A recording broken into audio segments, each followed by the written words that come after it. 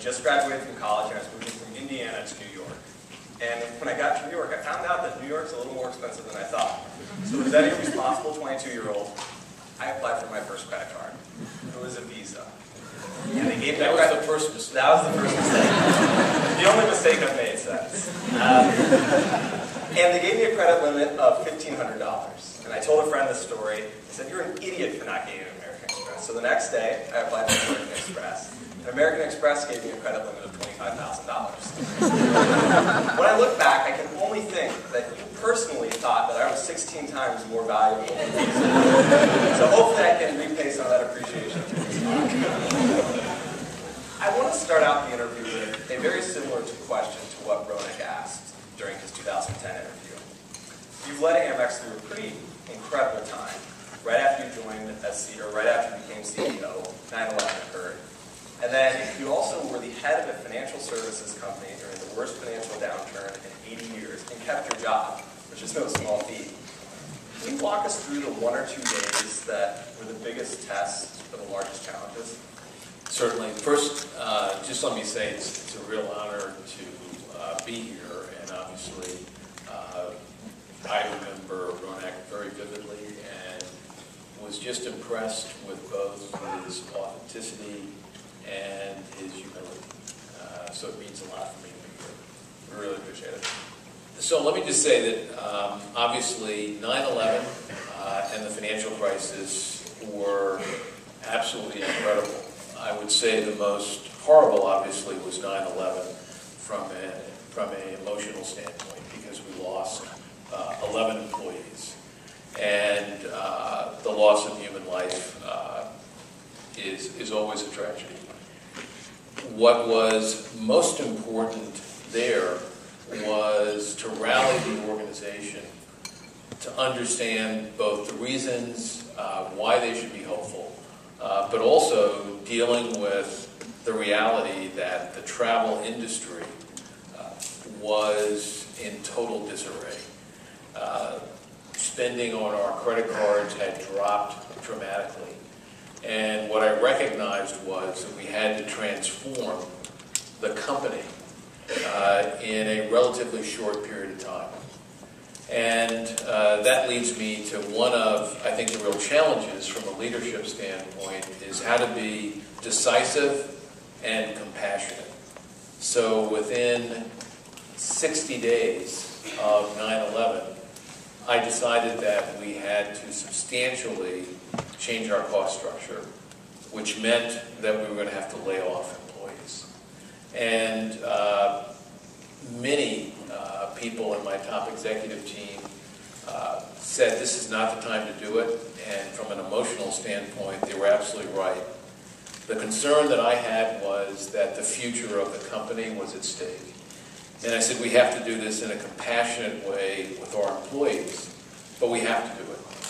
And what I believe very strongly is one of the things you've got to do in leadership is you need to tell people both the truth, and you don't talk down to people.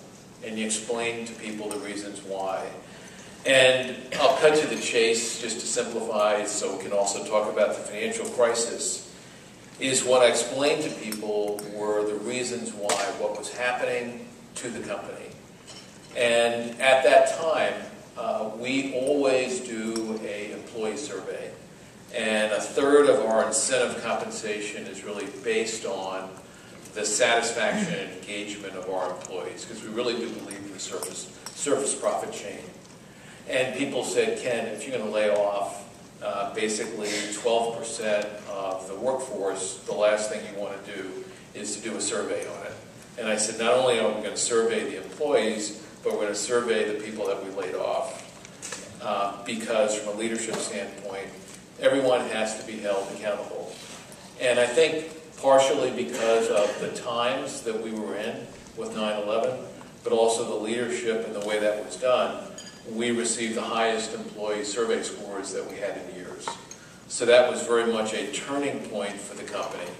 And then frankly, one of the most exciting things for me was over the last 5 to 10 years is in fact to see some of those employees come back to the company because of the growth of the company and what was happening.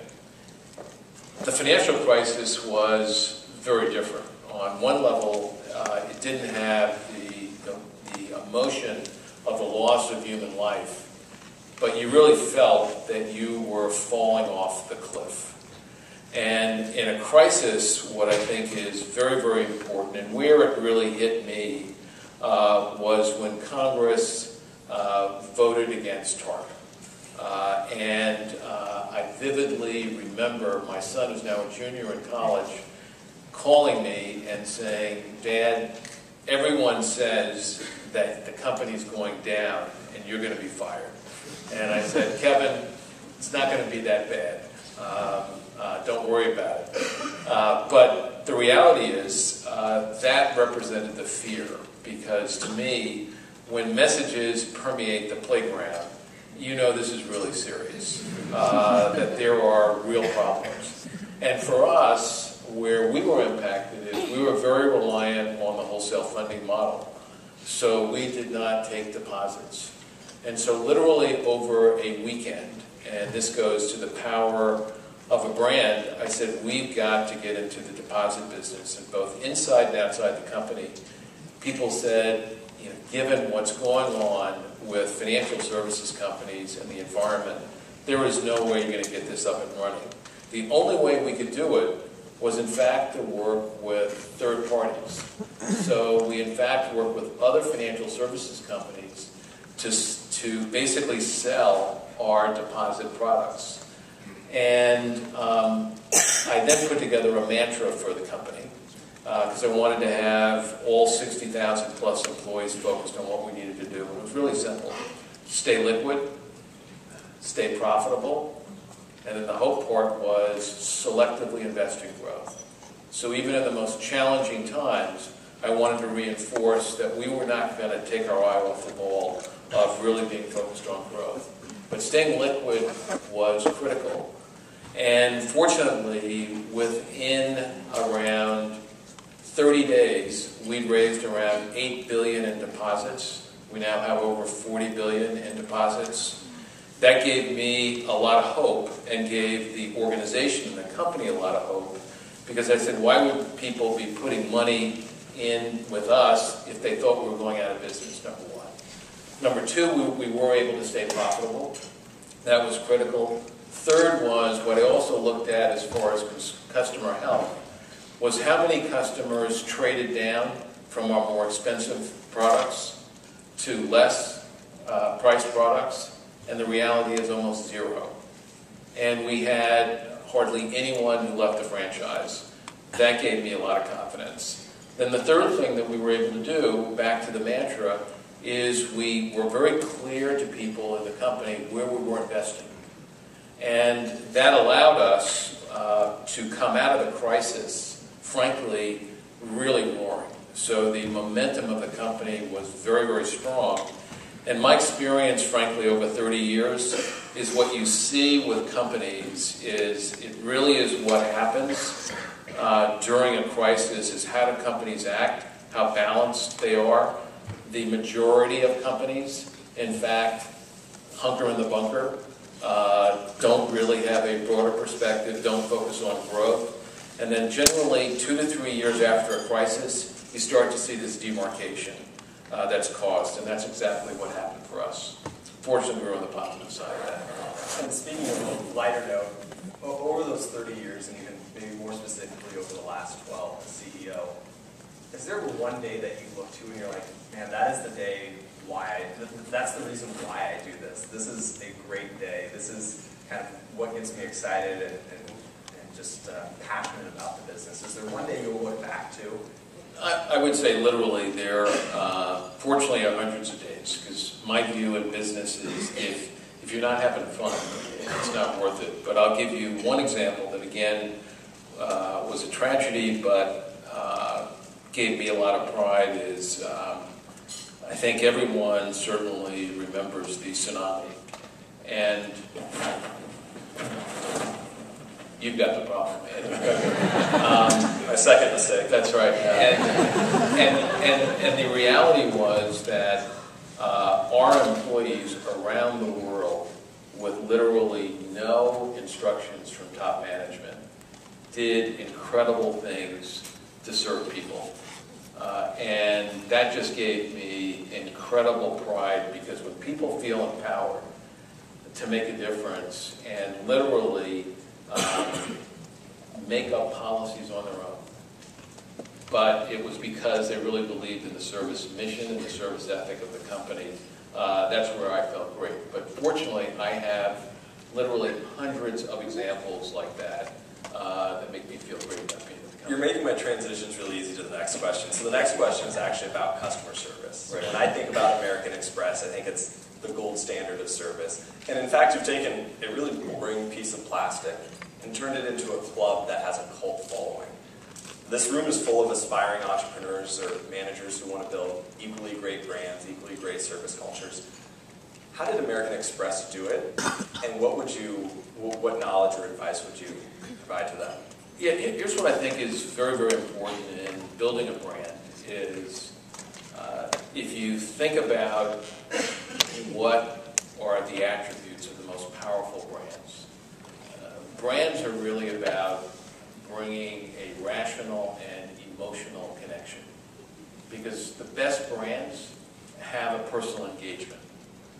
And the best brands and the brands that are really long-term are those brands that, in fact, have what I call a higher purpose. That it's more than just selling a product, that you're changing people's lives, you're impacting people's lives, you're allowing people to have fun. And when you have a brand that combines that rational value proposition with an emotional connection, it's really powerful. What people forget, because the card has been so successful, is the company started off as a freight forwarding company. And what's critical is the reinvention of the company over 163 years. One was that commitment to service was really critical. The point I make about our traveler's check business is that it had no income requirement. Anyone could get it. It was used all over the world. That helped build the brand, allowing us to offer a card. Right now, part of what I do, particularly with the partnerships that we have with a number of digital companies, I say the form factor is irrelevant. The reality is, think about the card as a platform to deliver service. So what's important is that you've got to understand, to create a brand, you need a core mission. And for us, we want to be the most respected service brand. Trust of the brand is very critical. Service is very critical. Security is very critical. And then what you've got to do is constantly innovate.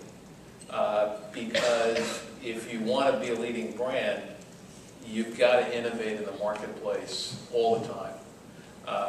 And what I would also emphasize with respect to service is what I found is, and I say this publicly, and certainly I'm very competitive, I want to win, so I don't foolishly give out secrets. But the reality is that most companies don't want to make a commitment to service. One is because it's a long-term investment. Two is they don't have the right metrics in place to know they're getting the returns. We, in fact, know what service interactions will generate levels of spending.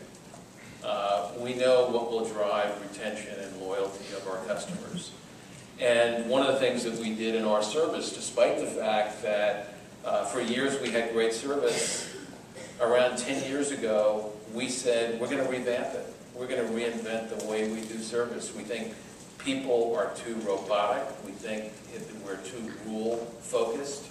And we want to empower the people who are serving our customers, whether that's online or offline. And we literally changed fundamental aspects of our service.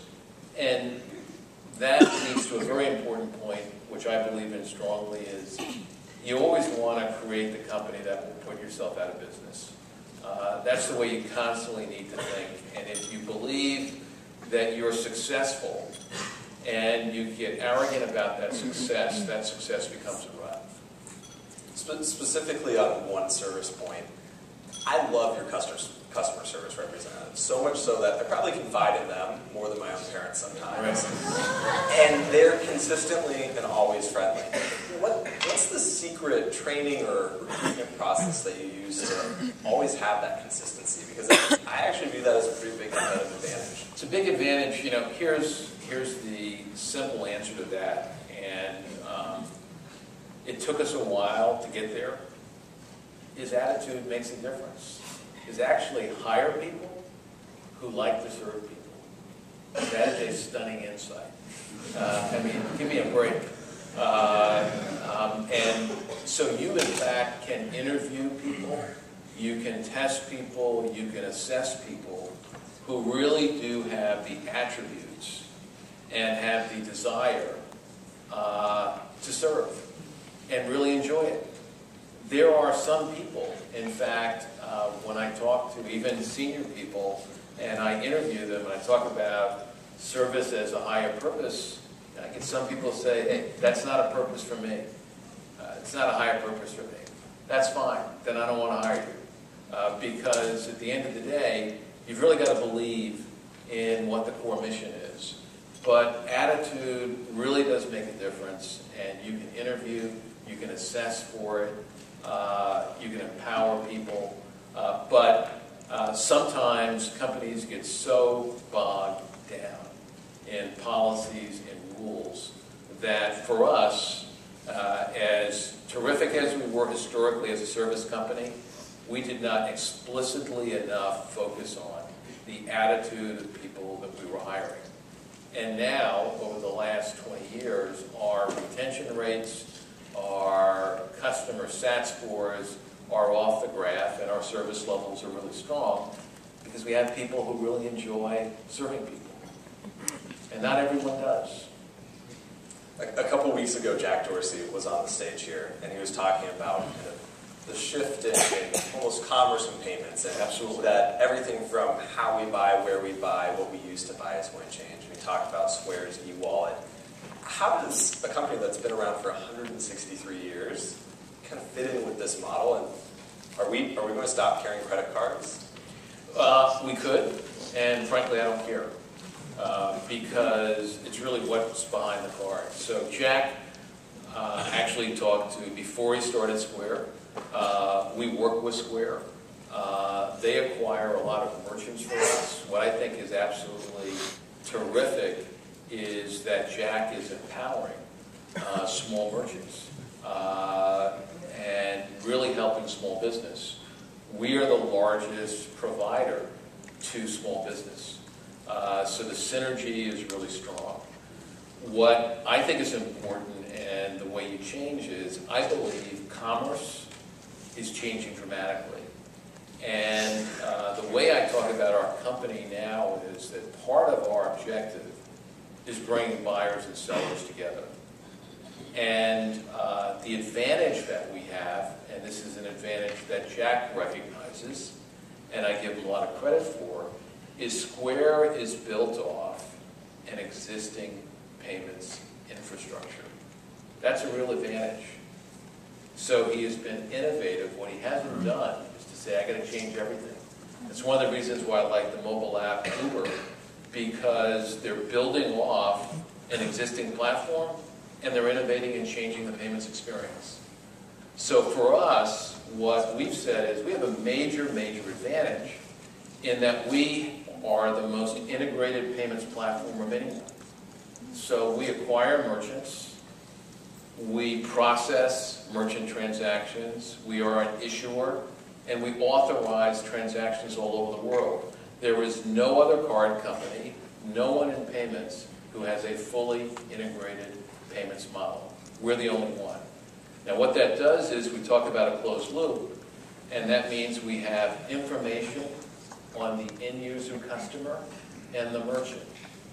And the ability to do modeling and algorithms with that data is going to give us, frankly, an even bigger advantage going forward than in the past, because the convergence of online, offline unleashes the assets and capabilities that we have in the platform. So part of what we started to do almost a decade ago was to say we really are going to embrace the digital transformation. And what we've done is, with existing people in the company, people have really been able to change.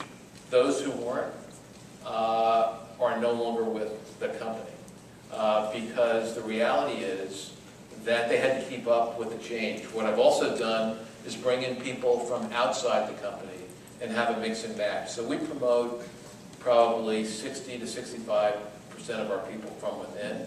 But we also bring in people from the outside. I'll give you one way that I dramatize this to our board. Is I had a voiceover of someone talking about what the brand meant to them. And they talked about Amex and trust, security, service, reinvention. And then as you pan down, you saw the nose earring and the earrings and the tattoos. And I said, welcome to the new American Express. Because the point is, this reinvention is critical. So I think that the assets are there, the partnerships. I'll just mention one that I'm excited about with Twitter, where we're using our closed-loop platform where you can do tweet to buy. We're the only ones that can do that with Twitter. So when it was announced, all these folks were calling up Twitter and saying, we'd like to do the same thing. And Twitter responded, the problem is Amex is the only one that has the platform. So clearly, there'll be people, there's a lot going on, there's more innovation going on right now in commerce and payments than almost any place else. But we're not standing still. Staying with the theme of innovation, I want to pivot to policy. Right. You're on the President's Council for Jobs and Competitiveness. I was. It's no longer in you were. existence, but I was. And if we were to treat the President or the United States as one of your customers who's over-levered, hypothetically, what advice would you give on kind of current deficit levels, how to manage increasing debt levels over time? So obviously, with the proper service training, I do it in a very polite but forceful way. But in all seriousness, I think what is most important, and from my experience in the Jobs Council, I went in questioning how much of a difference could be made in creating jobs. I actually believe that the jobs issue is a solvable issue. We did a lot of work identifying different industry areas where we can drive growth, putting together both short and long-term strategies. Obviously, you get down to politics and getting that through on both sides of the house. But the reality is that I think there's several things that need to be done. One is we do have to promulgate some pro-growth policies. When I look at the infrastructure in the U.S., there are major improvements that have to be made that can help stimulate job growth, but also can make us a more productive and competitive economy. Secondly, we have to deal with entitlements. That's just the reality. And so back to your analogy of someone who is having credit problems, you got to sit down and you got to say, here's the spending that has to stop.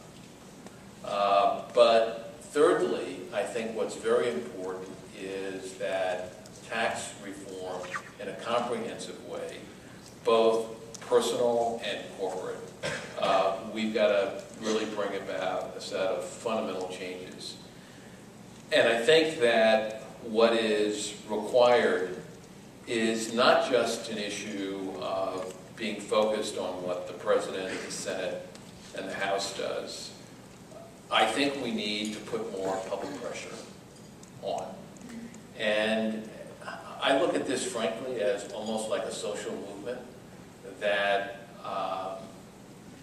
your generation, the next generation, your lives are in jeopardy. If you really felt that on a social issue, I think you would have a much different attitude and approach. And I think we need a far more engaged electorate that is going to put real pressure. Because the existing approach is not driving change fast enough. That's great feedback. And from what I understand about American Express's culture, you have a culture of constructive confrontation and transparency. And here at the GSB, we have a euphemism that feedback's a gift. Could you share with us a story when you had to give or receive one of these gifts that's not so pleasant? Sure. I would say probably halfway, three-quarters through my career, things were going really well. I thought I was getting terrific feedback, which in general I was. And we had this process where you got feedback, and there were always 10 things that you did really well, and then 10 things that you needed to improve. And it didn't matter who you were, you always had 10 things that you needed to improve. Because the view was, no matter what your station, you should always focus on being a good leader. So it was always depressing, particularly if you were really focused on saying, I want to be the best, to confront that there are things you got to focus on. Then we started to say, well, what are one or two things that you need to focus on? And in our feedback process, you had to talk to your team about, here are the things that are positive, here are the things that are negative. And so one thing that came out with me is that I didn't listen well. And I actually thought, geez, I am respectful for people. I sit in meetings. I listen to people. And the feedback I got was, Ken, you know, your mind's always racing. And if you don't think someone is saying something that's really smart, you literally will just turn off. You won't frown, but we know that you are not there. That's not what's going on here, right? Not at all. And that really hit me. I mean, I didn't fully realize I was doing it, and didn't really realize not just the impact it was having on the person that I was talking to, but obviously the impact that had in the entire room. Because at that time I wasn't president, but I was a pretty senior person, and you know, almost the phrase was, you know, this is one of Ken's zone outs, and he's thinking about something else. And one of the things that I clearly learned from that feedback was that I was missing out. It doesn't mean that every time someone was talking to me, I thought they were saying something that was really terrific. I would certainly let them know, I don't think that's a great idea, here are the reasons why. But I was actively engaged. And you've got to have that two-way street. And if you listen some more, those ideas can come out. So the ability to be what I call an active listener can actually empower that person who you're talking to. That was a real learning for me. It was incredibly helpful. And it took several years before I got the recognition that I was an active listener. Now people say, boy, Ken is a really good listener. Someone who's been in the company a long time, they say, well, let me tell you about Ken 10 or 15 years ago. He wasn't such a great listener.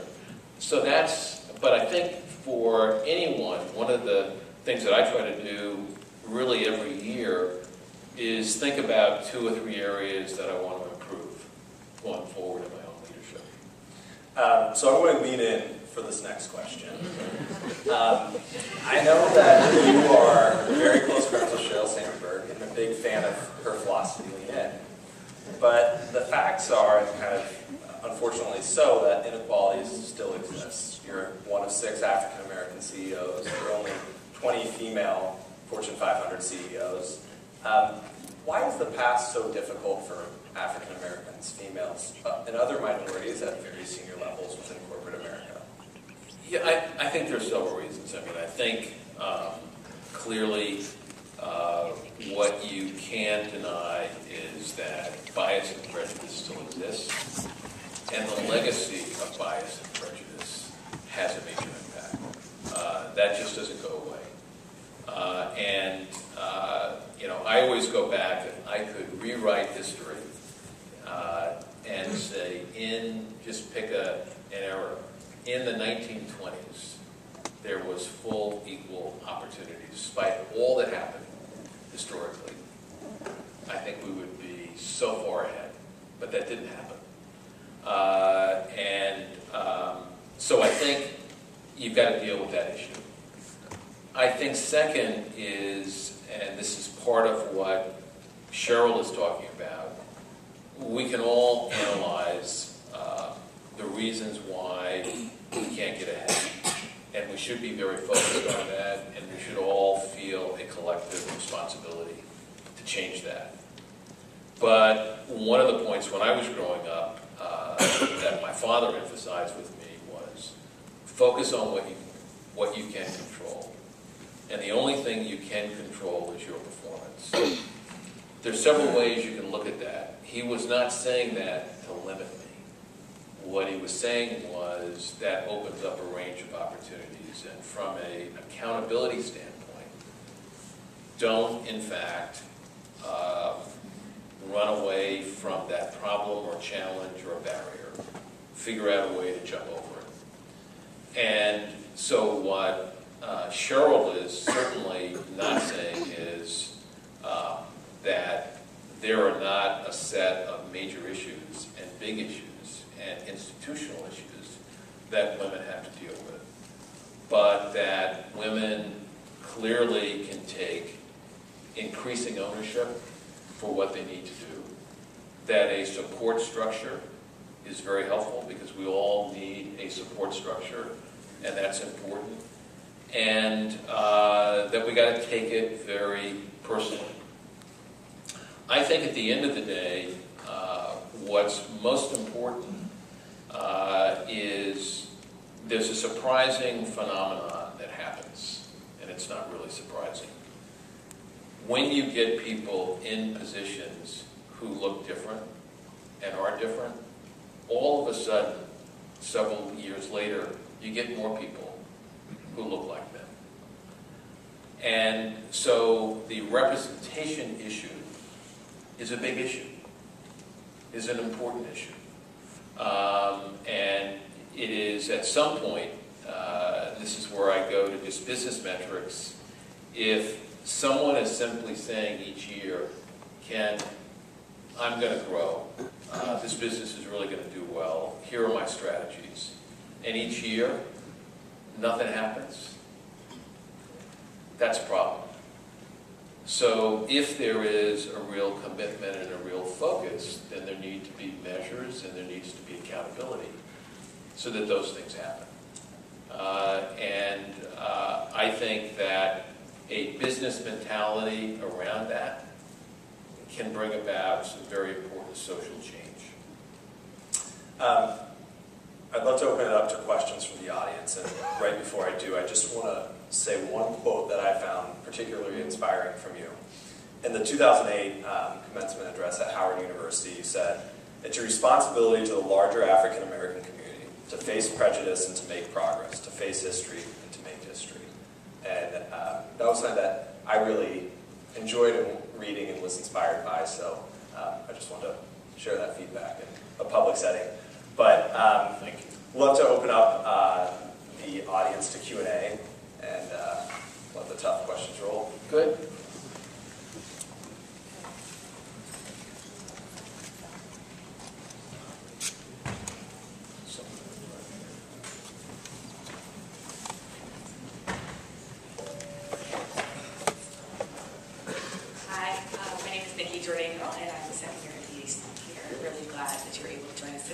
So a two-part question related to sort of those very tough decisions that you were talking about, going to the comics business, et cetera. One, when you make those tough decisions, would you say it's more of a intuition, gut feeling that you have, or more consensus-driven from the people in your really senior advisors? And the second part of that is, it is more gut and what you think is the right decision, then what is your process for bringing people on board and really rallying people behind really tough decisions? Yeah, it's a good question. I think, one, what I'm a firm believer in is that you have to apply what I call situational leadership. That you can't just follow one style.